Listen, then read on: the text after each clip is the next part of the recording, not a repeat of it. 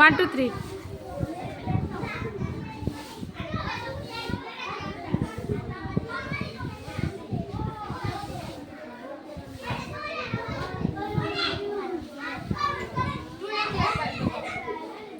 আজকে আমাদের স্কুলের একজন ম্যাডাম 12 লিখে 12-এর মাধ্যমে একটি পাখি ড্র করছে।